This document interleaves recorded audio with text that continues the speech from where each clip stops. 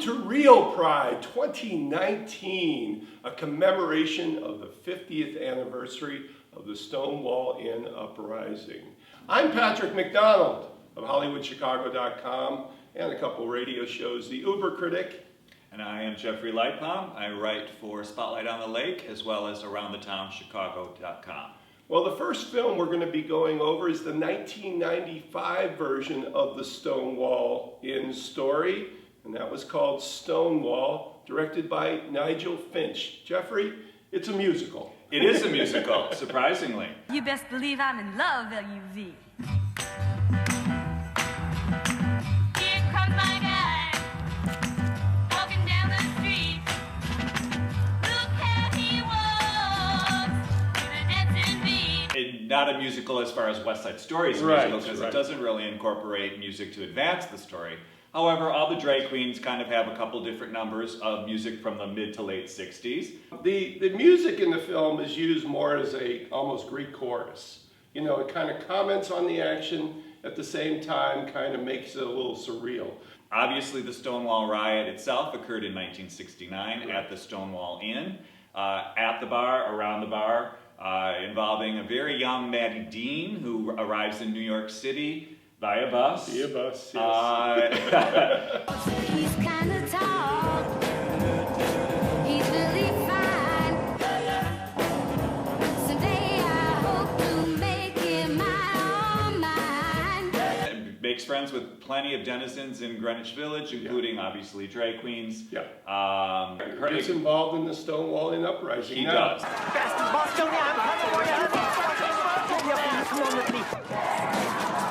do so love a party. It's the 4th of fucking July. Come on. Yes, it is. Now this is a completely fictional version of the story. None of the characters involved are real. That was slightly a bit of the criticism of the film at the time, but also it makes for a license. You don't really have to tell the story as it happened. Yes, I do agree with that point. It does include generalizations, I would say more so, of composite characters that were actually real people involved in the actual riots, primarily obviously transgender women of color. The focus on the white boy coming into New York City among all these characters that surrounded the Stonewall Inn is kind of the flaw of the film in a sense, because we know that that riot definitely wasn't caused by, you know, that type of person. He's the driver of the story, but the actual event that took place was more the, as you said, denizens of the street. Correct. You know, the outliers, the drag queens, the transvestites, and it seems like it's just a male-only gay bar. Absolutely. Which in reality it welcomed all the outliers, if you will. I think the story was trying to achieve authenticity, which I don't really feel that it succeeded at doing that. Okay. To me, it felt very, I felt very removed, and I also felt that it was kind of glossed over. It did not really move me at all, actually.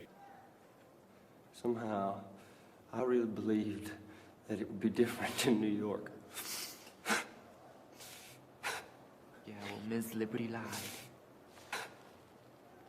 Watching it again, I was confused about exactly what he was trying to say in the film. Good point. I mean, he was bringing in this outside character, you know, coming in, the typical coming into the city character, and he seems to be the Forrest Gump of the story. He's everywhere, including with the Mattachine organization, which is kind of shoehorned into the whole story. They were part of the run-up to it, but he was trying to make it fictionally, trying to make them like part of the story, which I think takes away, again, from the actual people who was involved in the uprising. Absolutely.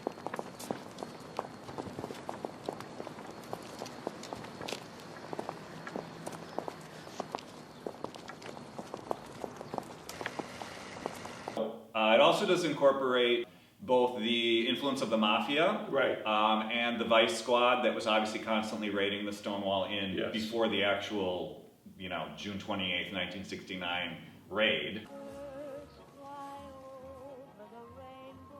You okay? I heard she could phone on the John.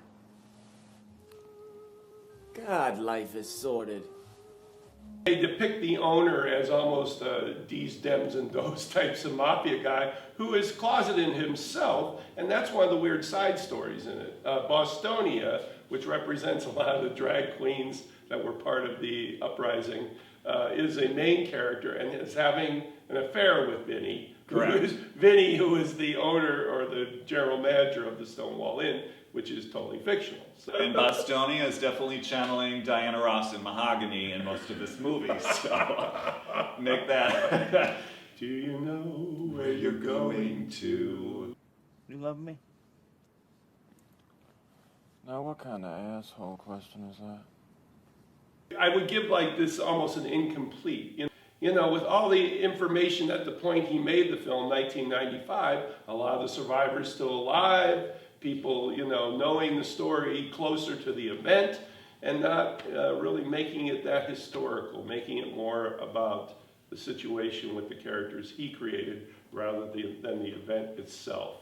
If you're going to give it pride flags out of 4, how many would you give? I would give Stonewall 95 2.5 pride flags. I'm going to go 3, only because I think as a first effort, besides the flaws, it still is an entertaining sort of lesson about it. So, in our next segment, we're going to talk about the Stonewall film from 2015, directed by Roland Emmerich. So stay tuned for Real Pride 2019.